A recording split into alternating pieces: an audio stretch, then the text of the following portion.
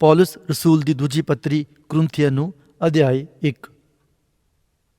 ਲਿਖਤੁਮ ਪੌਲਸ, ਜਿਹੜਾ ਪਰਮੇਸ਼ਰ ਦੀ ਇੱਛਾ ਤੋਂ ਮਸੀਹ ਦਾ ਰਸੂਲ ਹਾਂ, ਨਾਲੇ ਸਾਡੇ ਭਰਾ ਤਿਮੋਥੀਸ ਅੱਗੇ ਯੋਗ ਪਰਮੇਸ਼ਰ ਦੀ ਕਲੀਸਿਆ ਨੂੰ ਜਿਹੜੀ ਕੁਰਿੰਥਸ ਵਿੱਚ ਹੈ, ਉਹਨਾਂ ਸਭਨਾਂ ਸੰਤਾਂ ਸਣੇ ਜਿਹੜੇ ਸਾਰੇ ਆਖਿਆ ਵਿੱਚ ਹਨ।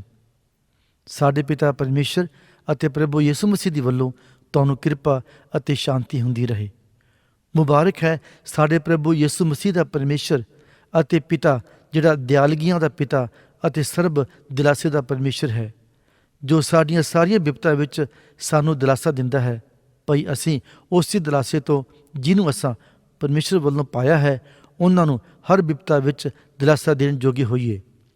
ਕਿਉਂਕਿ ਜਿਵੇਂ ਮਸੀਹ ਦੇ ਦੁੱਖ ਸਾਡੇ ਲਈ ਬਾਹਲੇ ਹਨ, ਤਿਵੇਂ ਸਾਡਾ ਦਿਲਾਸਾ ਵੀ ਮਸੀਹ ਦੇ ਰਾਹੀਂ ਬਾਹਲਾ ਹੈ। ਪਰੰਤੂ ਅਸੀਂ ਭਾਵੇਂ ਬਿਪਤਾ ਭੋਗਦੇ ਹਾਂ, ਪਰ ਇਹ ਤਾਂ ਤੁਹਾਡੇ ਦਿਲਾਸੇ ਅਤੇ ਮੁਕਤੀ ਲਈ ਹੈ। ਭਾਵੇਂ ਦਿਲਾਸਾ ਪਾਉਂਦੇ ਹਾਂ, ਪਰ ਇਹ ਤੁਹਾਡੇ ਦਿਲਾਸੇ ਲਈ ਹੈ, ਜਿਹੜਾ ਉਹਨਾਂ ਦੁੱਖਾਂ ਦੇ ਧੀਰਜ ਨਾਲ ਚੱਲਣ ਵਿੱਚ ਗੁਣਕਾਰੀ ਹੈ ਜੋ ਅਸੀਂ ਚੱਲਦੇ ਹਾਂ।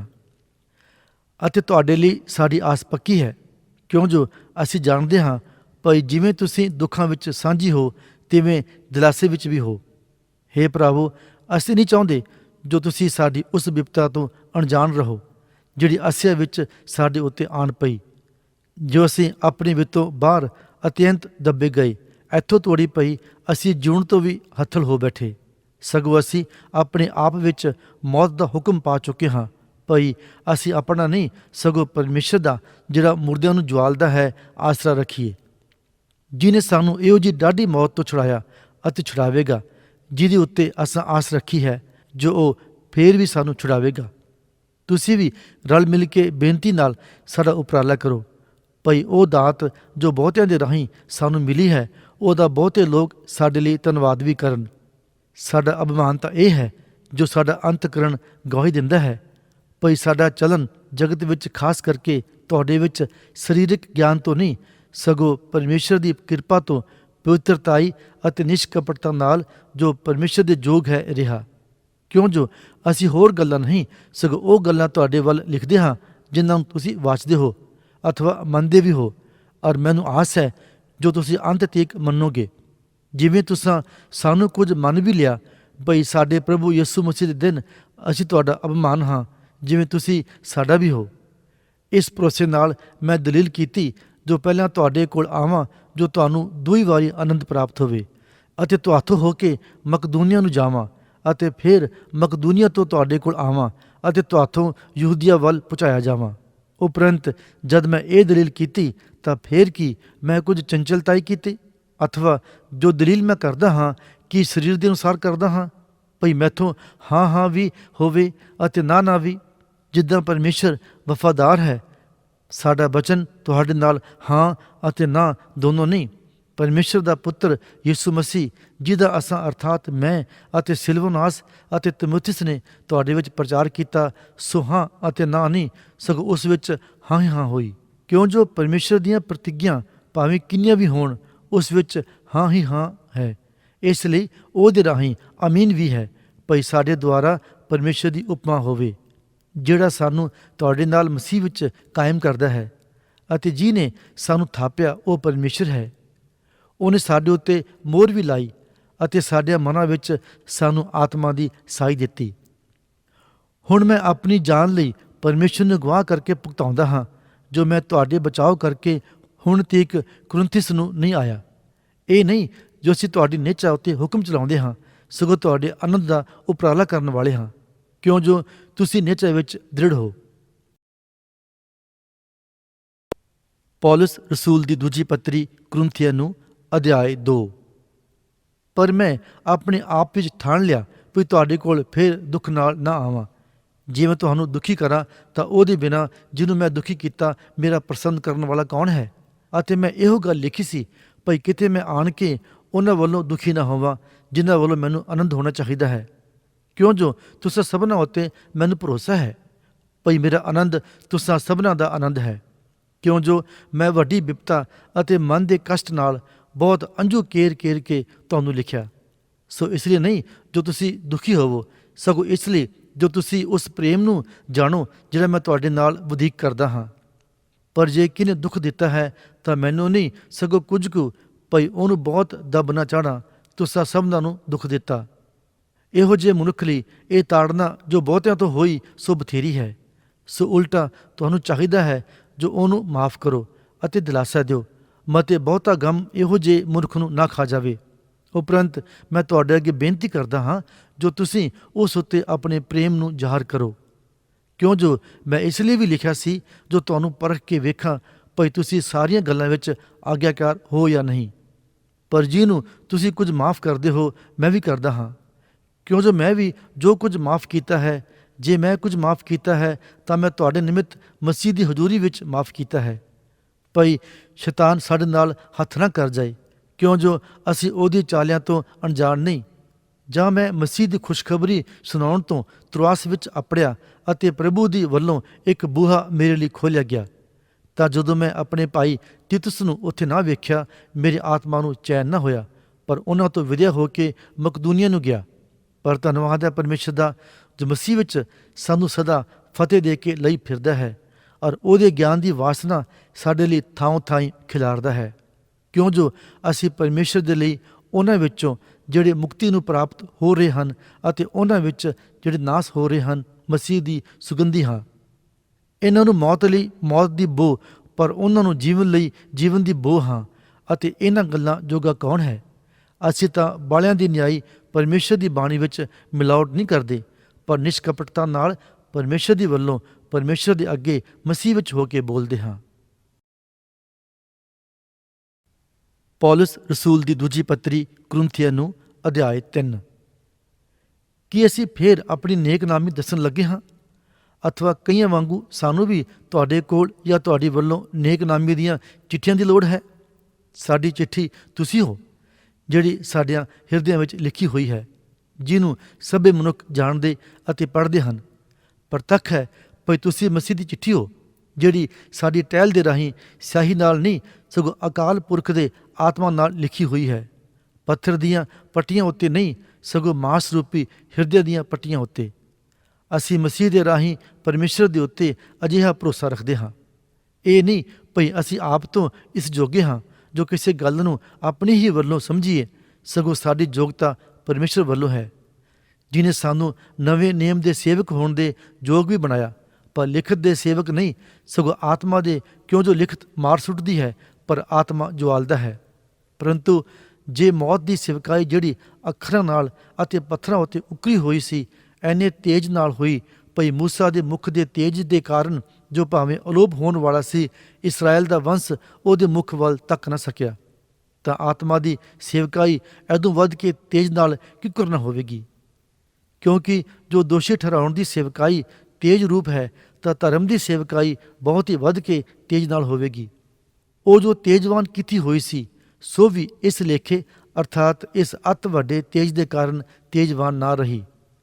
ਕਿਉਂਕਿ ਜੇ ਉਹ ਜਿਹੜੀ ਅਲੋਪ ਹੋਣ ਵਾਲੀ ਹੈ ਤੇਜ ਨਾਲ ਹੋਈ, ਤਾਂ ਜਿਹੜੀ ਥਿਰ ਰਹਿਣ ਵਾਲੀ ਹੈ ਕਿੰਨੀ ਵਧੇਕ ਤੇਜ ਨਾਲ ਹੋਵੇਗੀ। ਉਪਰੰਤ ਜਦੋਂ ਸਾਨੂੰ ਐਡੀ ਆਸ ਹੈ, ਤਦੋਂ ਅਸੀਂ ਵੱਡੇ ਨਿਧੜਕ ਬੋਲਦੇ ਹਾਂ, ਅਤੇ ਮੂਸਾ ਵਾਂਗੂ ਨਹੀਂ, ਜਿਹਨੇ ਆਪਣੇ ਮੁਖ ਉੱਤੇ ਪਰਦਾ ਕੀਤਾ ਭਈ ਇਸਰਾਇਲ ਦਾ ਵੰਸ਼ ਉਸ ਅਲੋਪ ਹੋਣ ਵਾਲੇ ਦਾ ਉੜਕ ਨਾ ਵੇਖੇ। ਪਰ ਉਹਨਾਂ ਦੀ ਬੁੱਧ ਮੋਟੀ ਹੋ ਗਈ, ਕਿਉਂ ਜੋ ਅੱਜ ਤੋੜੀ ਪੁਰਾਣੇ ਨਿਯਮ ਦੇ ਪੜ੍ਹਨ ਵਿੱਚ ਉਹ ਪੜ੍ਹਦਾ ਰਹਿੰਦਾ ਹੈ ਅਤੇ ਚੁੱਕਿਆ ਨਹੀਂ ਜਾਂਦਾ, ਪਰ ਉਹ ਮਸੀਹ ਵਿੱਚ ਅਲੋਪ ਹੋ ਜਾਂਦਾ ਹੈ। ਸਗੋਂ ਅੱਜ ਤੀਕ ਜਦ ਕਦੇ ਮੂਸਾ ਦਾ ਗ੍ਰੰਥ ਪੜ੍ਹਿਆ ਜਾਂਦਾ ਹੈ, ਤਾਂ ਪੜ੍ਹਦਾ ਉਹਨਾਂ ਦੇ ਦਿਲ ਉੱਤੇ ਪਿਆ ਰਹਿੰਦਾ ਹੈ। ਪਰ ਜਾਂ ਕੋਈ ਪ੍ਰਭੂ ਦੀ ਵੱਲ ਫਿਰੇਗਾ, ਤਾਂ ਉਹ ਪੜ੍ਹਦਾ ਚੁਫੇਰਿਓਂ ਚੁੱਕ ਲਿਆ ਜਾਵੇਗਾ। ਹੁਣ ਉਹ ਪ੍ਰਭੂ ਦਾ ਆਤਮਾ ਹੈ, ਔਰ ਜਿੱਥੇ ਕਿਤੇ ਪ੍ਰਭੂ ਦਾ ਆਤਮਾ ਹੈ, ਉੱਥੇ ਹੀ ਆਜ਼ਾਦੀ ਹੈ। ਪਰ ਅਸੀਂ ਸਭ ਅਣਕੱਜੇ ਮੁਖ ਨਾਲ ਪ੍ਰਭੂ ਦੇ ਤੇਜ ਦਾ ਮਾਨੋ ਸ਼ੀਸ਼ੇ ਵਿੱਚੋਂ ਪ੍ਰਤੀਬਿੰਬ ਵੇਖਦੇ ਹੋਏ ਤੇਜ ਤੋਂ ਤੇਜ ਤੱਕ, ਜਿਵੇਂ ਪ੍ਰਭੂ ਅਰਥਾਤ ਉਸ ਆਤਮਾ ਤੋਂ ਉਸੇ ਰੂਪ ਵਿੱਚ ਬਦਲਦੇ ਜਾਂਦੇ ਹਾਂ। ਪੌਲਸ ਰਸੂਲ ਦੀ ਦੂਜੀ ਪੱਤਰੀ ਕੁਰਿੰਥੀਆਂ ਨੂੰ ਅਧਿਆਇ 4।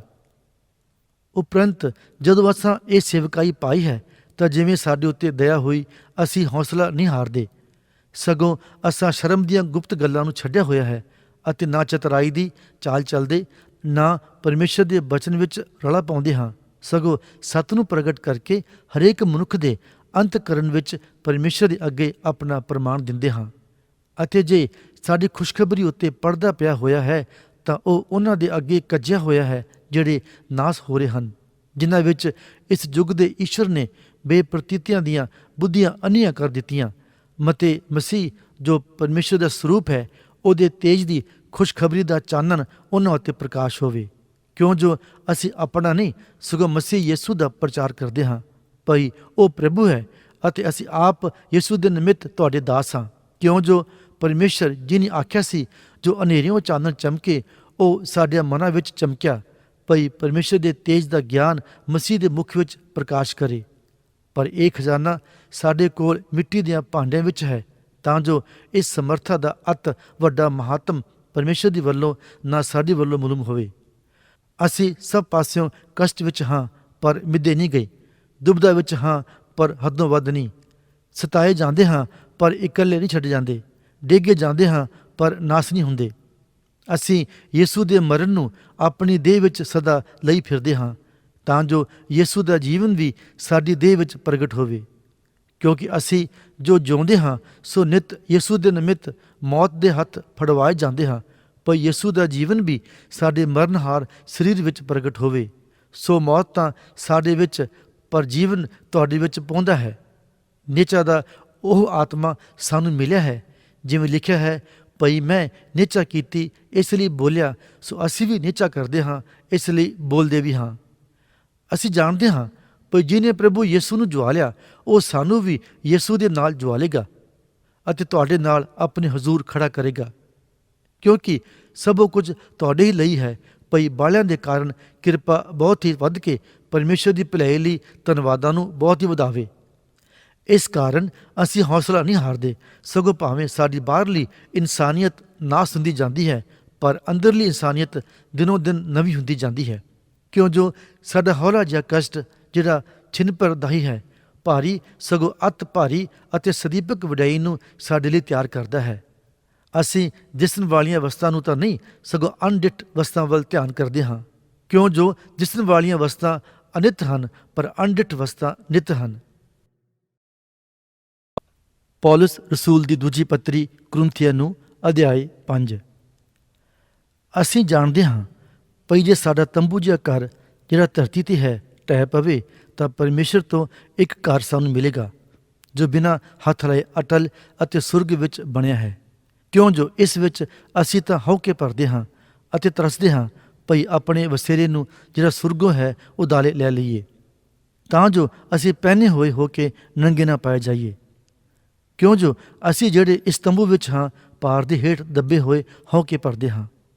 ਅਸੀਂ ਇਹ ਤਾਂ ਨਹੀਂ ਚਾਹੁੰਦੇ ਭਈ ਇਸ ਨੂੰ ਲਾਹ ਸੁੱਟੀਏ, ਸਗੋਂ ਇਹ ਜੋ ਉਸ ਨੂੰ ਉਦਾਲੇ ਲੈ ਲਈਏ, ਭਈ ਜਿਹੜਾ ਮਰਨਹਾਰ ਹੈ ਉਹ ਜੀਵਨ ਨਾਲ ਪਖ ਲਿਆ ਜਾਵੇ। ਅਤੇ ਜਿਹਨੇ ਸਾਨੂੰ ਇਸ ਗੱਲ ਲਈ ਤਿਆਰ ਕੀਤਾ ਹੈ ਸੋ ਪਰਮੇਸ਼ਰ ਹੈ, ਜਿਹਨੇ ਸਾਨੂੰ ਆਤਮਾ ਦੀ ਸਾਈ ਦਿੱਤੀ। ਸੋ ਅਸੀਂ ਹੌਸਲਾ ਰੱਖਦੇ ਅਤੇ ਜਾਣਦੇ ਹਾਂ ਭਈ ਜਿੰਨਾ ਚਿਰ ਅਸੀਂ ਦੇਹੀ ਦੇ ਘਰ ਵਿੱਚ ਹਾਂ, ਉਹਨਾਂ ਚਿਰ ਪ੍ਰਭੂ ਤੋਂ ਵਿਛੜੇ ਹੋਏ ਹਾਂ। ਕਿਉਂ ਜੋ ਅਸੀਂ ਨਿਹਚਾ ਨਾਲ ਚੱਲਦੇ ਹਾਂ, ਨਾ ਵੇਖਣ ਨਾਲ। ਅਸੀਂ ਹੌਸਲਾ ਰੱਖਦੇ ਹਾਂ ਅਤੇ ਇਹ ਚਾਹੁੰਦੇ ਹਾਂ ਭਈ ਦੇਹੀ ਦਾ ਘਰ ਛੱਡ ਦਈਏ ਅਤੇ ਪ੍ਰਭੂ ਕੋਲ ਜਾ ਵਸੀਏ। ਇਸੇ ਲਈ ਅਸਾਂ ਇਹ ਧਾਰਨਾ ਧਾਰੀ ਕਿ ਭਾਵੇਂ ਅਸੀਂ ਦੇਸ਼ ਭਾਵੇਂ ਪ੍ਰਦੇਸ਼ ਵਿੱਚ ਹੋਈਏ, ਪਰ ਉਹਨੂੰ ਪਾਉਂਦੇ ਰਹੀਏ। ਕਿਉਂ ਜੋ ਅਸਾਂ ਸਭਨਾਂ ਨੇ ਮਸੀਹ ਦੇ ਨਿਆਂ ਦੇ ਸਿੰਘਾਸਨ ਦੇ ਅੱਗੇ ਪ੍ਰਗਟ ਹੋਣਾ ਹੈ, ਭਈ ਹਰੇਕ ਜੋ ਕੁਝ ਉਸਨੇ ਦੇਹੀ ਵਿੱਚ ਕੀਤਾ, ਭਾਵੇਂ ਭਲਾ ਭਾਵੇਂ ਬੁਰਾ, ਆਪੋ ਆਪਣੀਆਂ ਕਰਨੀਆਂ ਦੇ ਅਨੁਸਾਰ ਉਹਦਾ ਫਲ ਭੋਗੇ। ਉਪਰੰਤ ਅਸੀਂ ਪ੍ਰਭੂ ਦਾ ਭਾਉ ਜਾਣ ਕੇ ਮਨੁੱਖਾਂ ਨੂੰ ਮਨਾਉਂਦੇ ਹਾਂ, ਪਰ ਅਸੀਂ ਪਰਮੇਸ਼ਰ ਦੇ ਅੱਗੇ ਪ੍ਰਗਟ ਹੋਏ ਹਾਂ ਅਤੇ ਮੈਨੂੰ ਆਸ ਹੈ ਜੋ ਤੁਹਾਡੇ ਅੰਤਕਰਨ ਵਿੱਚ ਵੀ ਪ੍ਰਗਟ ਹੋਏ ਹਾਂ। ਅਸੀਂ ਫਿਰ ਆਪਣੀ ਸੋਭਾ ਤੁਹਾਡੇ ਅੱਗੇ ਨਹੀਂ ਕਰਦੇ, ਸਗੋਂ ਤੁਹਾਨੂੰ ਸਾਡੇ ਵਿਖੇ ਅਪਮਾਨ ਕਰਨ ਦਾ ਵੇਲਾ ਦਿੰਦੇ ਹਾਂ, ਤਾਂ ਜੋ ਤੁਸੀਂ ਉਹਨਾਂ ਨੂੰ ਉੱਤਰ ਦੇ ਸਕੋ ਜਿਹੜੇ ਵਿਖਾਵੇ ਤੇ ਅਪਮਾਨ ਕਰਦੇ ਹਨ ਅਤੇ ਹਿਰਦੇ ਤੇ ਨਹੀਂ। ਅਸੀਂ ਭਾਵੇਂ ਬੇਸੁਰਤ ਹਾਂ ਤਾਂ ਪਰਮੇਸ਼ਰ ਦੇ ਲਈ ਹਾਂ, ਭਾਵੇਂ ਸੁਰਤ ਵਿੱਚ ਹਾਂ ਤਾਂ ਤੁਹਾਡੇ ਲਈ ਹਾਂ। ਮਸੀਹ ਦਾ ਪ੍ਰੇਮ ਸਾਨੂੰ ਮਜਬੂਰ ਕਰ ਲੈਂਦਾ ਹੈ, ਕਿਉਂ ਜੋ ਅਸੀਂ ਇਹ ਵਿਚਾਰ ਕਰਦੇ ਹਾਂ ਭਈ ਇੱਕ ਸਭਨਾਂ ਦੇ ਲਈ ਮੋਇਆ, ਇਸ ਕਰਕੇ ਸਭੋ ਮੋਏ। ਅਤੇ ਉਹ ਸਭਨਾਂ ਦੇ ਲਈ ਮੋਇਆ ਭਈ ਜਿਹੜੇ ਜਿਉਂਦੇ ਹਨ ਉਹ ਅਗਾਹਾਂ ਨੂੰ ਆਪਣੇ ਲਈ ਨਹੀਂ ਸਗੋਂ ਉਹਦੇ ਲਈ ਜਿਉਣ ਜਿਹੜਾ ਉਹਨਾਂ ਦੇ ਲਈ ਮੋਇਆ ਅਤੇ ਫੇਰ ਜੀ ਉੱਠਿਆ।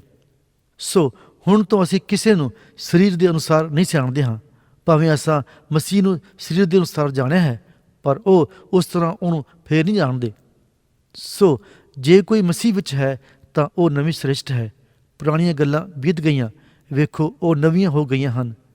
ਪਰ ਸਾਰੀਆਂ ਗੱਲਾਂ ਪਰਮੇਸ਼ਰ ਤੋਂ ਹਨ, ਜਿਹਨੇ ਮਸੀਹ ਦੇ ਰਾਹੀਂ ਸਾਨੂੰ ਆਪਣੇ ਨਾਲ ਮਿਲਾ ਲਿਆ ਅਤੇ ਮਿਲਾਪ ਦੀ ਸੇਵਕਾਈ ਸਾਨੂੰ ਦਿੱਤੀ। ਅਰਥਾਤ ਪਰਮੇਸ਼ਰ ਮਸੀਹ ਵਿੱਚ ਹੋ ਕੇ ਜਗਤ ਨੂੰ ਆਪਣੇ ਨਾਲ ਮਿਲਾ ਰਿਹਾ ਸੀ ਅਤੇ ਉਹਨਾਂ ਦੇ ਅਪਰਾਧ ਦਾ ਲੇਖਾ ਨਹੀਂ ਸੀ ਕਰਦਾ, ਅਤੇ ਉਸਨੇ ਮੇਲ ਮਿਲਾਪ ਦਾ ਬਚਨ ਸਾਨੂੰ ਸੌਂਪ ਦਿੱਤਾ। ਅਸੀਂ ਮਸੀਹ ਦੇ ਏਲਚੀ ਹਾਂ। ਭਈ ਜਾਣੋ, ਪਰਮੇਸ਼ਰ ਸਾਡੇ ਰਾਹੀਂ ਮਿੰਨਤ ਕਰਦਾ ਹੈ।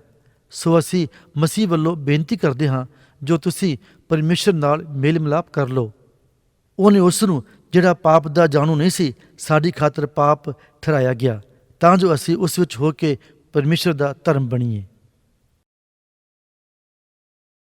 ਪੌਲਸ ਰਸੂਲ ਦੀ ਦੂਜੀ ਪੱਤਰੀ ਕੁਰਿੰਥੀਆਂ ਨੂੰ ਅਧਿਆਇ 6। ਅਸੀਂ ਉਹਦੇ ਨਾਲ ਕੰਮ ਕਰਦੇ ਹੋਏ ਤੁਹਾਡੇ ਅੱਗੇ ਬੇਨਤੀ ਵੀ ਕਰਦੇ ਹਾਂ, ਜੋ ਤੁਸੀਂ ਪਰਮੇਸ਼ਰ ਦੀ ਕਿਰਪਾ ਨੂੰ ਅਕਾਰਥ ਨਾ ਲਓ।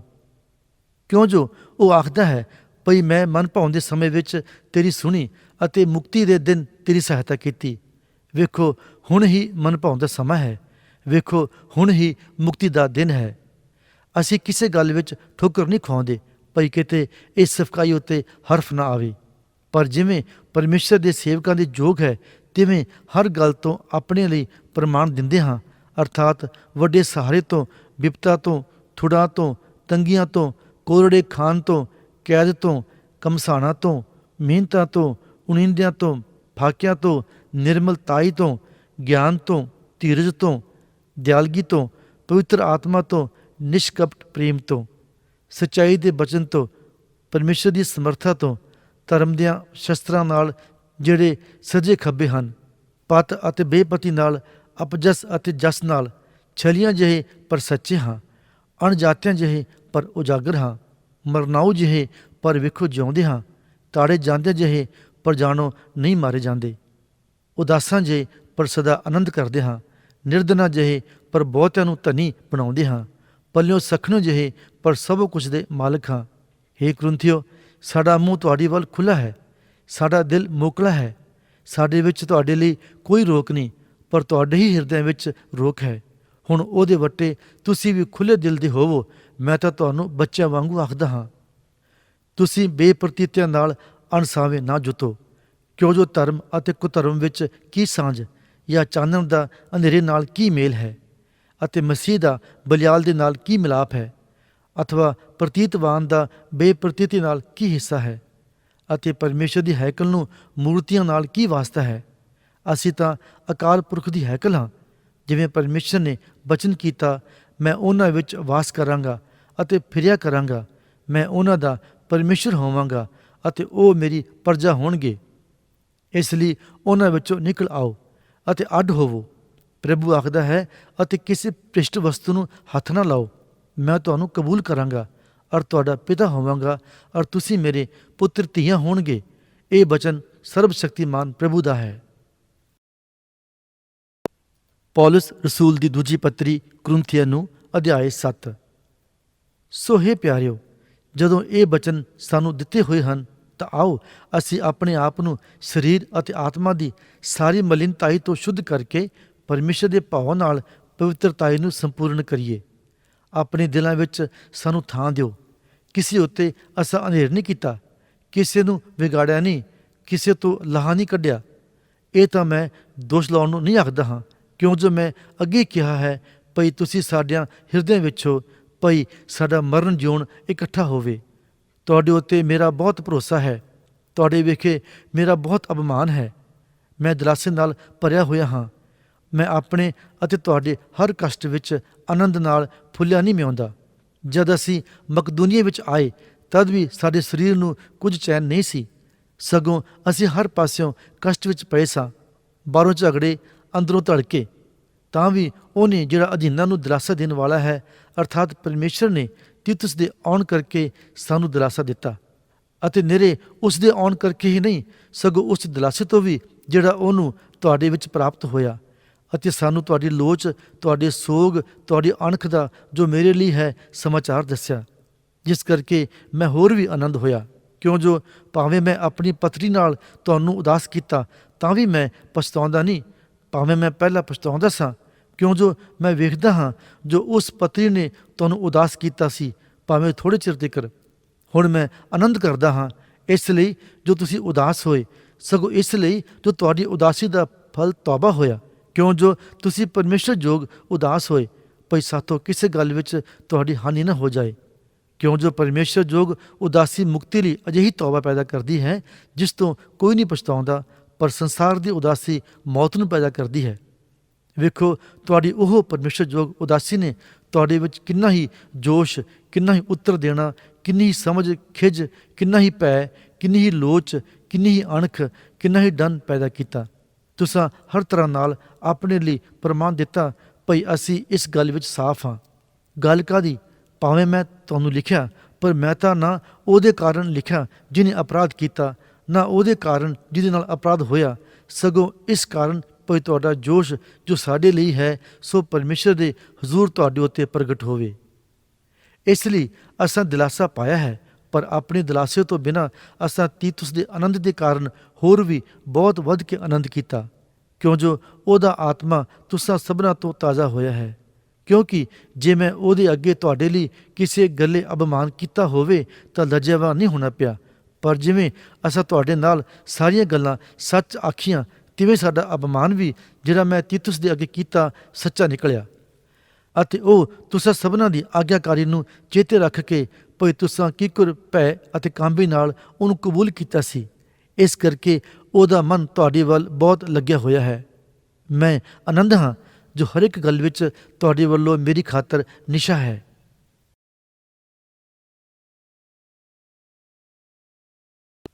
ਪੌਲਸ ਰਸੂਲ ਦੀ ਦੂਜੀ ਪੱਤਰੀ ਕੁਰਿੰਥੀਆਂ ਨੂੰ ਅਧਿਆਇ 8। ਹੇ ਭਰਾਵੋ, ਅਸੀਂ ਤੁਹਾਨੂੰ ਪਰਮੇਸ਼ਰ ਦੀ ਉਸ ਕਿਰਪਾ ਦੀ ਖਬਰ ਦਿੰਦੇ ਹਾਂ ਜਿਹੜੀ ਮਕਦੂਨੀਆ ਦੀਆਂ ਕਲੀਸਿਆਂ ਉੱਤੇ ਕੀਤੀ ਹੋਈ ਹੈ, ਭਈ ਕਿਸ ਤਰ੍ਹਾਂ ਨਾਲ ਬਿਪਤਾ ਦੇ ਵੱਡੇ ਪਰਤਾਵੇ ਵਿੱਚ ਉਹਨਾਂ ਦੇ ਆਨੰਦ ਦੀ ਬਹੁਤਾਇਤ ਅਤੇ ਉਹਨਾਂ ਦੀ ਡਾਢੀ ਗਰੀਬੀ ਨੇ ਉਹਨਾਂ ਦੀ ਅਤ ਵੱਡੀ ਖੁੱਲ੍ਹਦਿਲੀ ਨੂੰ ਵਧੀਕ ਕਰ ਦਿੱਤਾ। ਕਿਉਂ ਜੋ ਮੈਂ ਇਹ ਸਾਖੀ ਦਿੰਦਾ ਹਾਂ ਭਈ ਉਹਨਾਂ ਨੇ ਆਪਣੇ ਵਿੱਤ ਦੇ ਅਨੁਸਾਰ ਸਗੋਂ ਆਪਣੇ ਵਿੱਤੋਂ ਬਾਹਰ ਆਪ ਤੋਂ ਆਪ ਦਾਨ ਦਿੱਤਾ, ਅਤੇ ਉਹਨਾਂ ਨੇ ਵੱਡੀਆਂ ਮਿੰਨਤਾਂ ਨਾਲ ਸਾਡੇ ਅੱਗੇ ਇਹ ਬੇਨਤੀ ਕੀਤੀ ਭਈ ਸਾਡੀ ਵੀ ਉਸ ਪੁੰਨ ਦੇ ਕੰਮ ਅਤੇ ਉਸ ਸੇਵਾ ਵਿੱਚ ਜਿਹੜੀ ਸੰਤਾਂ ਦੇ ਲਈ ਹੈ ਸਾਂਝ ਹੋਵੇ। ਅਤੇ ਜੇਕਰ ਸਾਨੂੰ ਆਸਾ ਸੀ ਤਿਕੁਰੀ ਨਹੀਂ, ਸਗੋਂ ਪਹਿਲਾਂ ਪਰਮੇਸ਼ਰ ਦੀ ਇੱਛਾ ਨਾਲ ਉਹਨਾਂ ਆਪਣੇ ਆਪ ਨੂੰ ਪ੍ਰਭੂ ਦੇ ਅਤੇ ਨਾਲ ਸਾਡੇ ਵੀ ਅਰਪਣ ਕੀਤਾ। ਇੱਥੋਂ ਤੋੜੀ ਜੋ ਅਸਾਂ ਤੀਤੁਸ ਦੇ ਅੱਗੇ ਬੇਨਤੀ ਕੀਤੀ ਭਈ ਜਿਸ ਤਰ੍ਹਾਂ ਉਹਨੇ ਅੱਗੇ ਸ਼ੁਰੂ ਕੀਤਾ ਸੀ ਉਸੇ ਤਰ੍ਹਾਂ ਇਸ ਪੁੰਨ ਦੇ ਕੰਮ ਨੂੰ ਤੁਹਾਡੇ ਵਿੱਚ ਵੀ ਸਿਰੇ ਚਾੜ੍ਹੇ। ਪਰ ਜਿਵੇਂ ਤੁਸੀਂ ਹਰ ਇੱਕ ਗੱਲ ਵਿੱਚ ਅਰਥਾਤ ਨਿਚਾ ਅਤੇ ਬਚਨ ਅਤੇ ਗਿਆਨ ਅਤੇ ਸਾਰੇ ਜੋਸ਼ ਅਤੇ ਉਸ ਪ੍ਰੇਮ ਵਿੱਚ ਜੋ ਤੁਹਾਨੂੰ ਸਾਡੇ ਨਾਲ ਹੈ ਵੱਧ ਗਏ ਹੋ, ਤਿਵੇਂ ਤੁਸੀਂ ਪੁੰਨ ਦੇ ਕੰਮ ਵਿੱਚ ਵੀ ਵੱਧ ਜਾਓ। ਮੈਂ ਹੁਕਮ ਨਾਲ ਨਹੀਂ, ਪਰ ਹੋਰਨਾਂ ਦੇ ਜੋਸ਼ ਨਾਲ ਤੁਹਾਡੇ ਪ੍ਰੇਮ ਦੀ ਸੱਚਾਈ ਨੂੰ ਪਰਖਣ ਲਈ ਇਹ ਆਖਦਾ ਹਾਂ, ਕਿਉਂਕਿ ਤੁਸੀਂ ਸਾਡੇ ਪ੍ਰਭੂ ਯਿਸੂ ਮਸੀਹ ਦੀ ਕਿਰਪਾ ਨੂੰ ਜਾਣਦੇ ਹੋ। ਭਾਵੇਂ ਉਹ ਧਨੀ ਸੀ, ਪਰ ਤੁਹਾਡੇ ਲਈ ਨਿਰਧਨ ਬਣਿਆ, ਭਈ ਤੁਸੀਂ ਉਹਦੀ ਨਿਰਧਨਤਾਈ ਤੋਂ ਧਨੀ ਹੋ ਜਾਓ। ਔਰ ਮੈਂ ਇਸ ਗੱਲ ਵਿੱਚ ਸਲਾਹ ਦਿੰਦਾ ਹਾਂ ਕਿ ਇਹੋ ਤੁਹਾਡੇ ਲਈ ਭਲਾ ਹੈ। ਤੁਸੀਂ ਜੋ ਪਰੂ ਤੋਂ ਨਿਰਾ ਇਹ ਕੰਮ ਕਰਨ ਵਿੱਚ ਨਹੀਂ, ਸਗੋਂ ਇਹਦੀ ਮਨਸ਼ਾ ਕਰਨ ਵਿੱਚ ਵੀ ਮੀਰੀ ਸਾਓ। ਸੋ ਹੁਣ ਤੁਸੀਂ ਉਸ ਕੰਮ ਨੂੰ ਸਿਰੇ ਵੀ ਚਾੜੋ, ਜਿਵੇਂ ਮਨਸ਼ਾ ਕਰਨ ਦੀ ਤਿਆਰੀ ਸੀ, ਤਿਵੇਂ ਵਿੱਤ ਦੇ ਅਨੁਸਾਰ ਸਿਰੇ ਚਾੜਨਾ ਵੀ ਹੋਵੇ। ਜੇ ਮਨ ਦੀ ਤਿਆਰੀ ਅੱਗੇ ਹੋਵੇ ਤਾਂ ਉਹ ਉਸ ਦੇ ਅਨੁਸਾਰ ਜੋ ਕਿਸੇ ਕੋਲ ਹੈ ਪ੍ਰਵਾਨ ਹੁੰਦੀ ਹੈ, ਨਾ ਉਸ ਦੇ ਅਨੁਸਾਰ ਜੋ ਉਸ ਦੇ ਕੋਲ ਨਹੀਂ ਹੈ।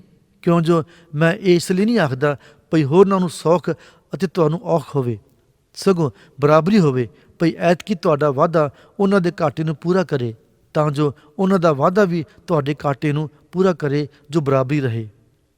ਜਿਵੇਂ ਲਿਖਿਆ ਹੋਇਆ ਹੈ, ਜਿਸ ਨੇ ਵੱਧ ਲਿਆ ਸੀ ਉਸ ਦਾ ਵੱਧ ਨਾ ਨਿਕਲਿਆ, ਅਤੇ ਜਿਸ ਨੇ ਘੱਟ ਲਿਆ ਸੀ ਉਸ ਦਾ ਘੱਟ ਨਾ ਨਿਕਲਿਆ। ਪਰ ਧੰਨਵਾਦ ਹੈ ਪਰਮੇਸ਼ਰ ਦਾ ਜਿਹੜਾ ਤੀਤੁਸ ਦੇ ਹਿਰਦੇ ਵਿੱਚ ਤੁਹਾਡੇ ਲਈ ਉਹ ਜੋਸ਼ ਪਾਉਂਦਾ ਹੈ, ਕਿਉਂਕਿ ਉਸ ਨੇ ਨਾ ਕੇਵਲ ਸਾਡੀ ਉਹ ਬੇਨਤੀ ਮੰਨ ਲਈ, ਸਗੋਂ ਵੱਡੇ ਜੋਸ਼ ਨਾਲ ਉਹ ਆਪ ਤੋਂ ਆਪ ਤੁਹਾਡੇ ਵੱਲ ਤੁਰ ਪਿਆ, ਅਤੇ ਅਸਾਂ ਉਹਦੇ ਨਾਲ ਉਸ ਭਾਈ ਨੂੰ ਘੱਲਿਆ ਜਿਹਦਾ ਮਾਣ ਖੁਸ਼ਖਬਰੀ ਦੇ ਵਿਖੇ ਸਾਰੀਆਂ ਕਲੀਸਿਆਂ ਵਿੱਚ ਹੁੰਦਾ ਹੈ। ਪਰ ਨਿਰਾ ਇਹੋ ਨਹੀਂ, ਸਗੋਂ ਉਹ ਕਲੀਸਿਆਂ ਦੀ ਵੱਲੋਂ ਥਾਪਿਆ ਹੋਇਆ ਵੀ ਹੈ, ਤਾਂ ਜੋ ਇਸ ਪੁੰਨ ਦੇ ਕੰਮ ਲਈ ਜਿਹਦੀ ਅਸੀਂ ਸੇਵਾ ਕਰਦੇ ਹਾਂ ਸਾਡੇ ਨਾਲ ਪੈਂਡਾ ਕਰੇ, ਭਈ ਪ੍ਰਭੂ ਦੀ ਵਡਿਆਈ ਨਾਲੇ ਸਾਡੇ ਮਨ ਦੀ ਤਿਆਰੀ ਪ੍ਰਗਟ ਹੋਵੇ। ਕਿਉਂ ਜੋ ਅਸੀਂ ਇਸ ਤੋਂ ਚੌਕਸ ਰਹਿੰਦੇ ਹਾਂ ਜੋ ਇਸ ਵੱਡੀ ਦਾਤ ਦੇ ਵਿਖੇ ਜਿਹਦੀ ਅਸੀਂ ਸੇਵਾ ਕਰਦੇ ਹਾਂ, ਕੋਈ ਸਾਡੇ ਉੱਤੇ ਹਰਫ ਨਾ ਲਿਆਵੇ, ਕਿਉਂਕਿ ਜਿਹੜੀਆਂ ਗੱਲਾਂ ਮੇਰੇ ਪ੍ਰਭੂ ਦੇ ਸਨਮੁਖ ਹੀ ਨਹੀਂ ਸਗੋਂ ਮਨੁੱਖਾਂ ਦੇ ਸਨਮੁਖ ਵੀ ਚੰਗੀਆਂ ਹਨ, ਅਸੀਂ ਉਹਨਾਂ ਦਾ ਧਿਆਨ ਰੱਖਦੇ ਹਾਂ। ਅਤੇ ਅਸਾਂ ਉਹਨਾਂ ਦੇ ਨਾਲ ਆਪਣੇ ਉਸ ਭਾਈ ਨੂੰ ਘੱਲਿਆ ਜਿਹਨੂੰ ਅਸਾਂ ਬਹੁਤ ਸਾਰੀਆਂ ਗੱਲਾਂ ਵਿੱਚ ਕਈ ਵਾਰੀ ਪਰਤਾ ਕੇ ਉਦਮੀ ਵੇਖਿਆ, ਪਰ ਹੁਣ ਉਸ ਵੱਡੇ ਭਰੋਸੇ ਕਰਕੇ ਜਿਹੜਾ ਉਹਨੂੰ ਤੁਹਾਡੇ ਉੱਤੇ ਹੈ, ਉਹ ਹੋਰ ਵੀ ਬਹੁਤ ਉਦਮੀ ਜਾਪਦਾ ਹੈ। ਜੇ ਕੋਈ ਤਿਤੁਸ ਦੀ ਪੁੱਛੇ ਤਾਂ ਉਹ ਮੇਰਾ ਸਾਥੀ ਹੈ ਅਤੇ ਤੁਹਾਡੇ ਲਈ ਮੇਰੇ ਨਾਲ ਦਾ ਕੰਮ ਕਰਨ ਵਾਲਾ ਹੈ। ਜੇ ਸਾਡੇ ਭਰਾਵਾਂ ਦੀ ਪੁੱਛੋ ਤਾਂ ਉਹ ਕਲੀਸਿਆ ਦੇ ਭੇਜੇ ਹੋਏ ਅਤੇ ਮਸੀਹ ਦੀ ਮਹਿਮਾ ਹਨ। ਇਸ ਲਈ ਤੁਸੀਂ ਕਲੀਸਿਆ ਦੇ ਸਨਮੁਖ ਉਹਨਾਂ ਨੂੰ ਆਪਣੇ ਪ੍ਰੇਮ ਦਾ ਅਤੇ ਉਸ ਅਭਿਮਾਨ ਦਾ ਜਿਹੜਾ ਅਸੀਂ ਤੁਹਾਡੇ ਵਿਖੇ ਕਰਦੇ ਹਾਂ ਪ੍ਰਮਾਣ ਦਿਓ। ਪੌਲਸ ਰਸੂਲ ਦੀ ਦੂਜੀ ਪੱਤਰੀ ਕੁਰਿੰਥੀਆਂ ਨੂੰ ਅਧਿਆਇ 9। ਉਪਰੰਤ ਉਸ ਸੇਵਾ ਦੇ ਵਿਖੇ ਜਿਹੜੀ ਸੰਤਾਂ ਲਈ ਹੈ ਤੁਹਾਡੇ ਵੱਲ ਮੇਰੇ ਲਿਖਣ ਦੀ ਕੋਈ ਲੋੜ ਨਹੀਂ, ਕਿਉਂ ਜੋ ਮੈਂ ਤੁਹਾਡੀ ਤਿਆਰੀ ਨੂੰ ਜਾਣਦਾ ਹਾਂ, ਜਿਹਦੇ ਲਈ ਮੈਂ ਮਕਦੂਨੀਆ ਦੇ ਵਾਸੀਆਂ ਅੱਗੇ ਤੁਹਾਡੇ ਵਿਖੇ ਅਭਿਮਾਨ ਕਰਦਾ ਹਾਂ। ਭਈ ਆਖਿਆ ਦੇ ਲੋਕ ਪਰੋਂ ਤੋਂ ਤਿਆਰ ਹੋ ਰਹੇ ਹਨ ਅਤੇ ਤੁਹਾਡੇ ਡਾਢੇ ਉਦਮ ਨੇ ਬਹੁਤਾਂ ਨੂੰ ਉਕਸਾਇਆ। ਮੈਂ ਭਰਾਵਾਂ ਨੂੰ ਘੱਲਿਆ ਮਤੇ ਸਾਡਾ ਅਭਿਮਾਨ ਜਿਹੜਾ ਅਸੀਂ ਤੁਹਾਡੇ ਵਿਖੇ ਕਰਦੇ ਹਾਂ ਇਸ ਗੱਲ ਵਿੱਚ ਅਕਾਰਥ ਹੋ ਜਾਏ। ਭਈ ਜਿਵੇਂ ਮੈਂ ਆਖਿਆ ਸੀ ਤੁਸੀਂ ਤਿਆਰ ਰਹੋ। ਕਿਤੇ ਇਉਂ ਨਾ ਹੋਵੇ ਕਿ ਜੇ ਮਕਦੂਨੀਆ ਦੇ ਵਾਸੀ ਮੇਰੇ ਨਾਲ ਆ ਜਾਣ ਅਤੇ ਤੁਹਾਨੂੰ ਤਿਆਰ ਨਾ ਵੇਖਣ ਤਾਂ ਅਸੀਂ ਇਹ ਨਹੀਂ ਕਹਿੰਦੇ ਕਿ ਤੁਸੀਂ, ਸਗੋਂ ਅਸੀਂ ਉਸ ਪੱਕੇ ਭਰੋਸੇ ਤੋਂ ਲੱਜੇਵਾਨ ਹੋਈਏ। ਇਸ ਕਾਰਨ ਮੈਂ ਭਰਾਵਾਂ ਦੇ ਅੱਗੇ ਇਹ ਬੇਨਤੀ ਕਰਨੀ ਉਚਿਤ ਸਮਝੀ ਜੋ ਉਹ ਪਹਿਲਾਂ ਤੁਹਾਡੇ ਕੋਲ ਆ ਜਾਣ ਅਤੇ ਤੁਹਾਡੇ ਉਸ ਦਾਨ ਨੂੰ ਜਿਹਦਾ ਅੱਗੋਂ ਹੀ ਤੁਸੀਂ ਬਚਨ ਦਿੱਤਾ ਹੋਇਆ ਸੀ ਅਗੇਤਾ ਹੀ ਤਿਆਰ ਕਰ ਰੱਖਣ। ਭਈ ਉਹ ਖੁੱਲ੍ਹਦਿਲੀ ਦੇ ਦਾਨ ਵਰਗਾ ਤਿਆਰ ਰਹੇ, ਨਾ ਬਦੋਗਿਰੀ ਦੇ ਦਾਨ ਵਰਗਾ। ਪਰ ਗੱਲ ਇਹ ਹੈ ਭਈ ਜਿਹੜਾ ਘੱਟ ਬੀਜਦਾ ਹੈ ਉਹ ਘੱਟ ਵੱਢੇਗਾ ਅਤੇ ਜਿਹੜਾ ਖੁੱਲ੍ਹੇ ਦਿਲ ਬੀਜਦਾ ਹੈ ਉਹ ਖੁੱਲ੍ਹੇ ਦਿਲ ਵੱਢੇਗਾ। ਹਰੇਕ ਜਿਵੇਂ ਉਹਨੇ ਦਿਲ ਵਿੱਚ ਧਾਰਿਆ ਹੈ ਤਿਵੇਂ ਕਰੇ, ਰੰਜ ਨਾਲ ਅਥਵਾ ਲਾਚਾਰੀ ਨਾਲ ਨਹੀਂ, ਕਿਉਂ ਜੋ ਪਰਮੇਸ਼ਰ ਖੁਸ਼ੀ ਨਾਲ ਦੇਣ ਵਾਲੇ ਨੂੰ ਪਿਆਰ ਕਰਦਾ ਹੈ ਅਤੇ ਪਰਮੇਸ਼ਰ ਤੁਹਾਡੇ ਉੱਤੇ ਸਾਰੀ ਕਿਰਪਾ ਬਹੁਤ ਹੀ ਕਰ ਸਕਦਾ ਹੈ। ਭਈ ਹਰ ਪ੍ਰਕਾਰ ਨਾਲ ਸਦਾ ਸਭ ਕੁਝ ਤੁਹਾਡੇ ਕੋਲ ਹੋਵੇ ਕਿ ਹਰ ਸ਼ੁਭ ਕਰਮ ਲਈ ਤੁਹਾਡੇ ਕੋਲ ਵਾਫਰ ਵੀ ਹੋਵੇ। ਜਿਵੇਂ ਲਿਖਿਆ ਹੋਇਆ ਹੈ, ਉਹਨੇ ਖਿੰਡਾਇਆ ਕੰਗਾਲਾਂ ਨੂੰ ਦਿੱਤਾ, ਉਹਦਾ ਧਰਮ ਸਦਾ ਤੀਕ ਬਣੇ ਰਹਿੰਦਾ ਹੈ। ਅਤੇ ਜਿਹੜਾ ਬੀਜਣ ਵਾਲੇ ਨੂੰ ਬੀ ਔਰ ਖਾਣ ਲਈ ਰੋਟੀ ਦਿੰਦਾ ਹੈ, ਉਹ ਤੁਹਾਨੂੰ ਬੀਜਣ ਲਈ ਬੀ ਦੇਵੇਗਾ ਅਤੇ ਉਹਦਾ ਵਾਅਦਾ ਕਰੇਗਾ ਅਤੇ ਤੁਹਾਡੇ ਧਰਮ ਦੇ ਫਲ ਨੂੰ ਵਧਾਵੇਗਾ। ਜੋ ਤੁਸੀਂ ਸਭਨਾਂ ਗੱਲਾਂ ਵਿੱਚ ਹਰ ਪ੍ਰਕਾਰ ਦੀ ਸਖਾਵਤ ਲਈ ਧਨੀ ਹੋ ਜਾਓ, ਜਿਹੜੀ ਸਾਡੇ ਰਾਹੀਂ ਪਰਮੇਸ਼ਰ ਦੇ ਧੰਨਵਾਦ ਲਈ ਗੁਣਕਾਰੀ ਹੈ। ਕਿਉਂ ਜੋ ਇਸ ਸੇਵਕਾਈ ਦਾ ਪੁੰਨ ਨਾ ਕੇਵਲ ਸੰਤਾਂ ਦੀਆਂ ਥੋੜ੍ਹਾਂ ਨੂੰ ਪੂਰੀਆਂ ਕਰਦਾ, ਸਗੋਂ ਪਰਮੇਸ਼ਰ ਦੀਆਂ ਬਹੁਤਿਆਂ ਧੰਨਵਾਦਾਂ ਦੇ ਰਾਹੀਂ ਵੱਧਦਾ ਵੀ ਜਾਂਦਾ ਹੈ। ਕਿਉਂ ਜੋ ਤੁਹਾਡੀ ਇਸ ਸੇਵਕਾਈ ਦਾ ਪ੍ਰਮਾਣ ਪਾ ਕੇ ਉਹ ਇਸ ਲਈ ਪਰਮੇਸ਼ਰ ਦੀ ਵਡਿਆਈ ਕਰਦੇ ਹਨ, ਭਈ ਤੁਸੀਂ ਮਸੀਹ ਦੀ ਖੁਸ਼ਖਬਰੀ ਦੇ ਕਰਾਰ ਵਿੱਚ ਅਧੀਨ ਹੋ ਅਤੇ ਉਹਨਾਂ ਲਈ ਸਗੋਂ ਸਭਨਾਂ ਲਈ ਦਾਨ ਸਖਾਵਤ ਲਈ ਦਿੰਦੇ ਹੋ। ਅਤੇ ਉਹ ਆਪ ਤੁਹਾਡੇ ਲਈ ਬੇਨਤੀ ਕਰਦਿਆਂ ਪਰਮੇਸ਼ਰ ਦੀ ਅਤ ਕਿਰਪਾ ਦੇ ਕਾਰਨ ਜਿਹੜੀ ਤੁਹਾਡੇ ਉੱਤੇ ਹੋਈ ਹੈ ਤੁਹਾਨੂੰ ਬਹੁਤ ਲੋਚਦੇ ਹਨ। ਧੰਨਵਾਦ ਹੈ ਪਰਮੇਸ਼ਰ ਦਾ ਉਹਦੇ ਉਸ ਦਾਨ ਲਈ ਜਿਹੜਾ ਕਹਿਣ ਤੋਂ ਬਾਹਰ ਹੈ। ਪੌਲਸ ਰਸੂਲ ਦੀ ਦੂਜੀ ਪੱਤਰੀ ਕੁਰਿੰਥੀਆਂ ਨੂੰ ਅਧਿਆਇ 10। ਹੁਣ ਮੈਂ ਪੌਲਸ ਜੋ ਤੁਹਾਡੇ ਵਿੱਚ ਤੁਹਾਡੇ ਸਨਮੁਖ ਹੋ ਕੇ ਥੋੜ ਦਿਲਾ ਹਾਂ, ਪਰ ਤੁਹਾਥੋਂ ਪਰੋਖੀ ਹੋ ਕੇ ਤੁਹਾਡੇ ਉੱਤੇ ਦਿਲੇਰ ਹਾਂ। ਮਸੀਹ ਦੀ ਹਲੀਮੀ ਅਤੇ ਨਰਮਾਈ ਦੇ ਕਾਰਨ ਆਪ ਤੁਹਾਡੇ ਅੱਗੇ ਬੇਨਤੀ ਕਰਦਾ ਹਾਂ। ਮੇਰੀ ਤੁਹਾਡੇ ਅੱਗੇ ਇਹ ਮਿੰਨਤ ਹੈ ਭਈ ਮੈਨੂੰ ਸਨਮੁਖ ਹੋ ਕੇ ਉਸ ਭਰੋਸੇ ਨਾਲ ਦਲੇਰ ਨਾ ਹੋਣਾ ਪਵੇ ਜਿਹਦੇ ਨਾਲ ਮੈਂ ਕਈਆਂ ਉੱਤੇ ਦਲੇਰ ਹੋਣ ਦੀ ਦਲੀਲ ਕਰਦਾ ਹਾਂ, ਜਿਹੜੇ ਸਾਨੂੰ ਸਰੀਰ ਦੇ ਅਨੁਸਾਰ ਚੱਲਣ ਵਾਲੇ ਜੇ ਸਮਝਦੇ ਹਨ। ਅਸੀਂ ਭਾਵੇਂ ਸਰੀਰ ਦੇ ਵਿੱਚ ਚੱਲਦੇ ਹਾਂ ਪਰ ਸਰੀਰ ਦੇ ਅਨੁਸਾਰ ਯੁੱਧ ਨਹੀਂ ਕਰਦੇ।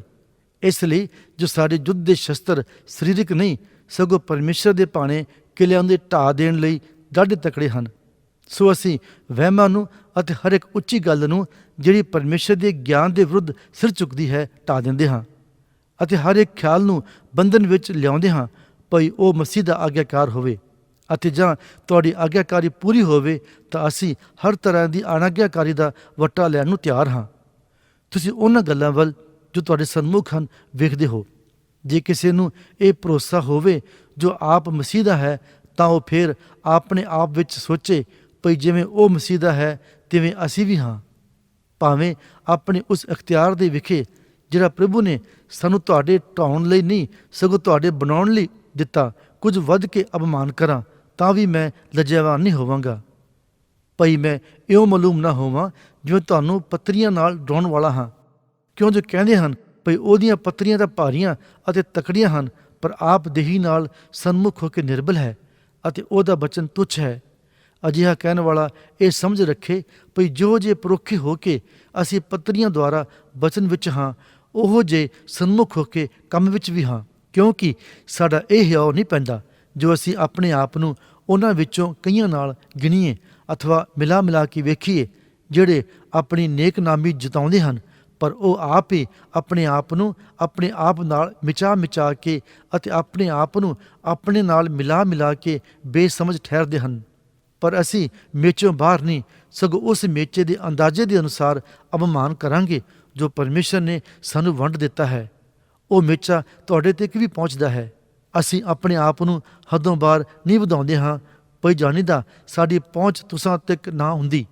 ਇਸ ਲਈ ਜੋ ਅਸੀਂ ਤਾਂ ਮਸੀਹ ਦੀ ਖੁਸ਼ਖਬਰੀ ਸੁਣਾਉਂਦੇ ਹੋਏ ਤੁਸਾਂ ਤੋੜੀ ਅਗੇਤਰੇ ਅੱਪੜ ਪਏ।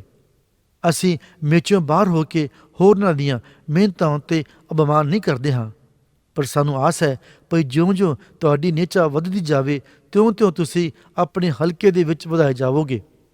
ਭਈ ਅਸੀਂ ਤੁਹਾਡੇ ਪਰੇਡੇ ਦੇਸਾਂ ਵਿੱਚ ਖੁਸ਼ਖਬਰੀ ਸੁਣਾਈਏ ਅਤੇ ਹੋਰਨਾਂ ਦੀਆਂ ਹਲਕਿਆਂ ਵਿੱਚ ਉਹਨਾਂ ਗੱਲਾਂ ਉੱਤੇ ਜੋ ਸਾਡੇ ਲਈ ਤਿਆਰ ਕੀਤੀਆਂ ਹੋਈਆਂ ਹਨ ਅਪਮਾਨ ਨਾ ਕਰੀਏ। ਪਰ ਜੇ ਕੋਈ ਅਪਮਾਨ ਕਰਦਾ ਹੈ ਸੋ ਪ੍ਰਭੂ ਵਿੱਚ ਅਪਮਾਨ ਕਰੇ, ਕਿਉਂਕਿ ਜੋ ਆਪਣੀ ਨੇਕਨਾਮੀ ਉੱਤੇ ਜਤਾਉਂਦਾ ਹੈ ਸੋ ਨਹੀਂ, ਸਗੋਂ ਉਹ ਪ੍ਰਵਾਨ ਹੁੰਦਾ ਹੈ ਜਿਹਦੀ ਪ੍ਰਭੂ ਨੇਕਨਾਮੀ ਕਰਦਾ ਹੈ। ਪੌਲਸ ਰਸੂਲ ਦੀ ਦੂਜੀ ਪੱਤਰੀ ਕੁਰਿੰਥੀਆਂ ਨੂੰ ਅਧਿਆਇ 11। ਮੈਂ ਚਾਹੁੰਦਾ ਹਾਂ ਜੋ ਤੁਸੀਂ ਥੋੜ੍ਹੀ ਜਿਹੀ ਮੂਰਖਤਾਈ ਨੂੰ ਸਹਾਰੋ। ਹਾਂ, ਤੁਸੀਂ ਜ਼ਰੂਰ ਸਹਾਰੋ। ਤੁਹਾਡੇ ਲਈ ਮੇਰੀ ਅਣਖ ਪਰਮੇਸ਼ਰ ਦੀ ਅਣਖ ਹੈ। ਇਸ ਲਈ ਜੋ ਮੈਂ ਇੱਕੋ ਹੀ ਪਤੀ ਨਾਲ ਤੁਹਾਡੀ ਕੁੜਮਾਈ ਕੀਤੀ, ਭਈ ਤੁਹਾਨੂੰ ਇੱਕ ਪਾਕ ਕੁਆਰੀ ਵਾਂਗ ਮਸੀਹ ਦੇ ਅਰਪਣ ਕਰਾਂ। ਪਰ ਮੈਂ ਡਰਦਾ ਹਾਂ ਭਈ ਕਿਤੇ ਇਉਂ ਨਾ ਹੋਵੇ ਕਿ ਜਿਵੇਂ ਸੱਪ ਨੇ ਆਪਣੀ ਖਚਰ ਵਿਦਿਆ ਨਾਲ ਹਵਾ ਨੂੰ ਭਰਮਾਇਆ, ਤੁਹਾਡੇ ਮਨ ਵੀ ਉਸ ਸਾਦਗੀ ਅਤੇ ਪਵਿੱਤਰਤਾਈ ਤੋਂ ਜੋ ਮਸੀਹ ਦੀ ਵੱਲ ਹੈ ਵਿਗੜ ਜਾਣ।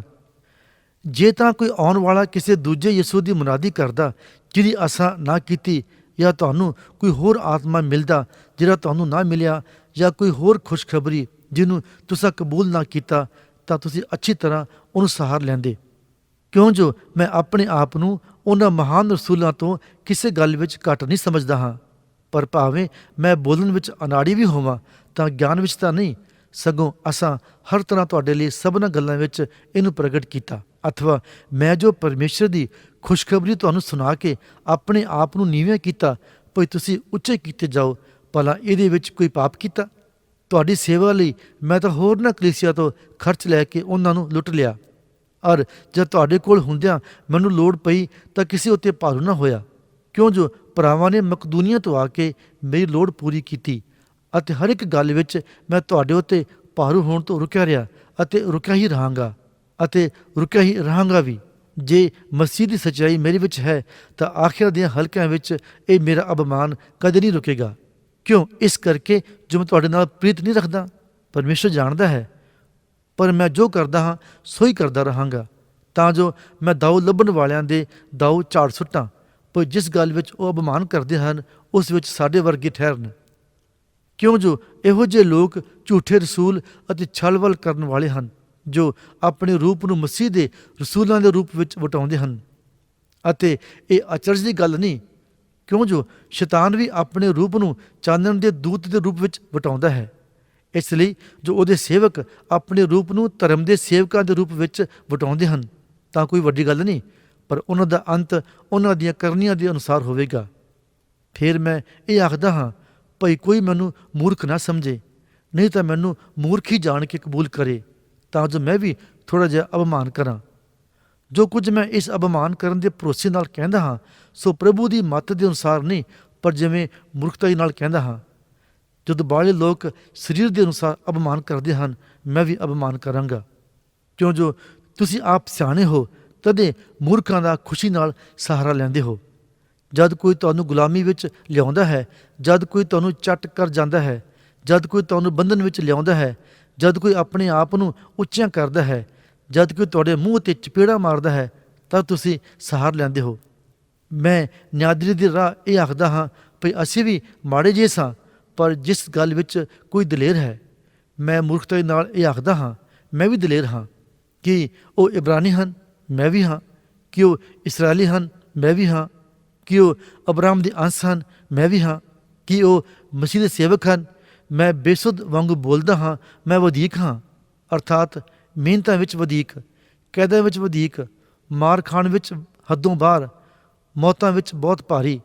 ਮੈਂ 5 ਵਾਰੀ ਯਹੂਦੀਆਂ ਦੇ ਹੱਥੋਂ ਇੱਕ ਘੱਟ 40 ਕੋੜੇ ਖਾਧੇ, 3 ਵਾਰ ਬੈਂਤਾਂ ਦੀ ਮਾਰ ਖਾਧੀ, 1 ਵਾਰ ਪਥਰਾਊ ਹੋਇਆ, 3 ਵਾਰ ਬੇੜੇ ਦੇ ਗਰਕਣ ਤੋਂ ਦੁੱਖ ਭੋਗਿਆ, 1 ਰਾਤ ਦਿਨ ਸਮੁੰਦਰ ਵਿੱਚ ਕੱਟਿਆ, ਬਹੁਤ ਵਾਰ ਪੈਂਡਿਆਂ ਵਿੱਚ, ਦਰਿਆਵਾਂ ਦੀਆਂ ਭੋਜਨਾਂ ਵਿੱਚ, ਡਾਕੂਆਂ ਦੀਆਂ ਭੋਜਨਾਂ ਵਿੱਚ, ਆਪਣੀ ਕੌਮ ਵੱਲੋਂ ਭੋਜਨਾਂ ਵਿੱਚ, ਪਰਾਈਆਂ ਕੌਮਾਂ ਦੀ ਵੱਲੋਂ ਭੋਜਨਾਂ ਵਿੱਚ, ਨਗਰ ਦੀਆਂ ਭੋਜਨਾਂ ਵਿੱਚ, ਉਜਾੜ ਦੀਆਂ ਭੋਜਨਾਂ ਵਿੱਚ, ਸਮੁੰਦਰ ਦੀਆਂ ਭੋਜਨਾਂ ਵਿੱਚ, ਖੋਟੇ ਭਰਾਵਾਂ ਦੀਆਂ ਭੋਜਨਾਂ ਵਿੱਚ, ਮਿਹਨਤ ਭੌਰਿਆਂ ਵਿੱਚ, ਕਈ ਵਾਰੀ ਉਣਿੰਦਿਆਂ ਵਿੱਚ, ਭੁੱਖ ਅਤੇ ਤ੍ਰੇਹ ਵਿੱਚ, ਕਈ ਵਾਰੀ ਫਾਕਿਆਂ ਵਿੱਚ, ਪਾਲੇ ਅਤੇ ਨੰਗੇ ਰਹਿਣ ਵਿੱਚ ਪਿਆ ਹਾਂ।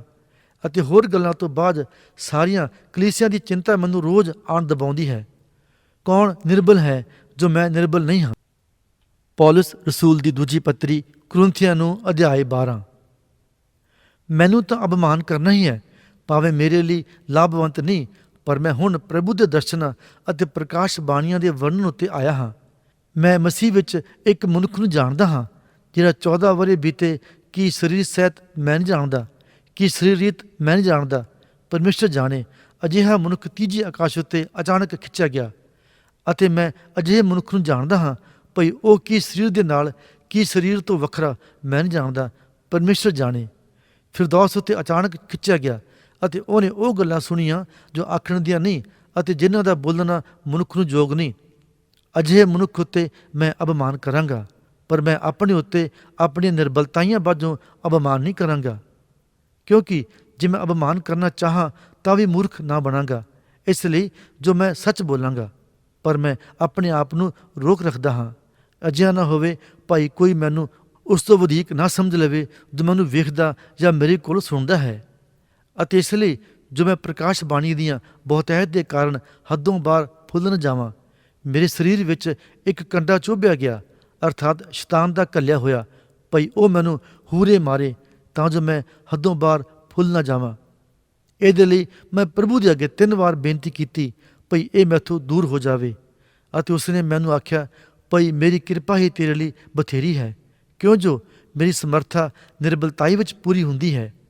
ਇਸ ਲਈ ਮੈਂ ਆਪਣੀਆਂ ਨਿਰਬਲਤਾਈਆਂ ਉੱਤੇ ਅਤ ਆਨੰਦ ਨਾਲ ਅਪਮਾਨ ਕਰਾਂਗਾ, ਤਾਂ ਜੋ ਮਸੀਹ ਦੀ ਸਮਰਥਾ ਮੇਰੇ ਉੱਤੇ ਸਾਇਆ ਕਰੇ।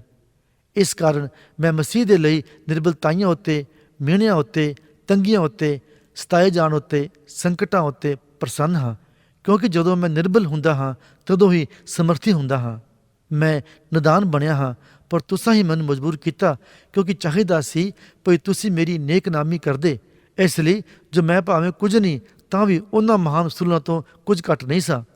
ਰਸੂਲਾਂ ਦੇ ਨਿਸ਼ਾਨ ਪੂਰੀ ਧੀਰਜ ਨਾਲ ਨਿਸ਼ਾਨੀਆਂ, ਅਚੰਭਿਆਂ ਅਤੇ ਕਰਾਮਾਤਾਂ ਤੋਂ ਤੁਹਾਡੇ ਵਿੱਚ ਠੀਕ ਵਿਖਾਏ ਗਏ। ਕਿਉਂ ਜੋ ਉਹ ਕਿਹੜੀ ਗੱਲ ਹੈ ਜਿਹਦੇ ਵਿੱਚ ਤੁਸੀਂ ਹੋਰਨਾਂ ਕਲੀਸਿਆਂ ਨਾਲੋਂ ਘੱਟ ਸੌ, ਬਿਨਾਂ ਇਸ ਦੇ ਭਈ ਮੈਂ ਤੁਹਾਡੇ ਉੱਤੇ ਭਾਰੂ ਨਾ ਹੋਇਆ। ਤੁਸੀਂ ਮੇਰਾ ਇਹ ਕਨਿਆਉ ਮਾਫ ਕਰੋ। ਵੇਖੋ, ਇਹ ਤੀਜੀ ਵਾਰ ਮੈਂ ਤੁਹਾਡੇ ਕੋਲ ਆਉਣ ਨੂੰ ਤਿਆਰ ਹਾਂ ਅਤੇ ਤੁਹਾਡੇ ਉੱਤੇ ਭਾਰੂ ਨਾ ਹੋਵਾਂਗਾ, ਕਿਉਂ ਜੋ ਮੈਂ ਤੁਹਾਡਾ ਮਾਲ ਨਹੀਂ ਸਗੋਂ ਤੁਹਾਨੂੰ ਹੀ ਚਾਹੁੰਦਾ ਹਾਂ।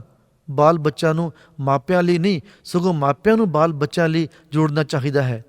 ਸੋ ਮੈਂ ਤੁਹਾਡੀਆਂ ਜਾਨਾਂ ਲਈ ਬਹੁਤ ਆਨੰਦ ਨਾਲ ਖਰਚ ਕਰਾਂਗਾ ਅਤੇ ਆਪ ਹੀ ਖਰਚ ਹੋ ਜਾਵਾਂਗਾ। ਜੇ ਮੈਂ ਤੁਹਾਡੇ ਨਾਲ ਵੱਧ ਪਿਆਰ ਕਰਦਾ ਹਾਂ ਤਾਂ ਭਲਾ ਤੁਸੀਂ ਮੇਰੇ ਨਾਲ ਘੱਟ ਪਿਆਰ ਕਰੋਗੇ? ਭਲਾ ਇਉਂ ਹੀ ਸਹੀ ਮੈਂ ਆਪ ਤੁਹਾਡੇ ਉੱਤੇ ਭਾਰੂ ਤਾਂ ਨਾ ਹੋਇਆ, ਪਰ ਚਤਰ ਹੋ ਕੇ ਮੈਂ ਤੁਹਾਨੂੰ ਛਲ ਨਾਲ ਫੜਿਆ। ਜਿਨ੍ਹਾਂ ਨੂੰ ਮੈਂ ਤੁਹਾਡੇ ਕੋਲ ਘੱਲਿਆ ਕਿ ਉਹਨਾਂ ਵਿੱਚੋਂ ਕਿਸੇ ਦੇ ਰਾਹੀਂ ਮੈਂ ਤੁਹਾਥੋਂ ਕੋਈ ਲਾਹਾ ਕੱਢ ਲਿਆ? ਮੈਂ ਤੀਤੁਸ ਦੇ ਅੱਗੇ ਬੇਨਤੀ ਕੀਤੀ ਅਤੇ ਉਹਦੇ ਨਾਲ ਉਸ ਭਰਾ ਨੂੰ ਘੱਲਿਆ ਕਿ ਤੀਤੁਸ ਨੇ ਤੁਹਾਥੋਂ ਕੋਈ ਲਾਹਾ ਕੱਢਿਆ? ਭਲਾ ਅਸੀਂ ਇੱਕੋ ਹੀ ਆਤਮਾ ਤੋਂ ਇੱਕੋ ਲੀਹ ਉੱਤੇ ਨਹੀਂ ਚੱਲੇ?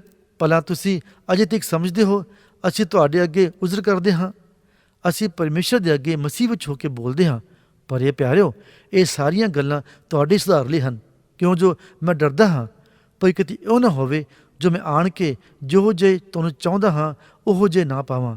ਅਤੇ ਤੁਸੀਂ ਮੈਨੂੰ ਵੀ ਉਹੋ ਜਿਹਾ ਪਾਓ ਜਿਹੋ ਜਿਹਾ ਨਹੀਂ ਚਾਹੁੰਦੇ ਹੋ।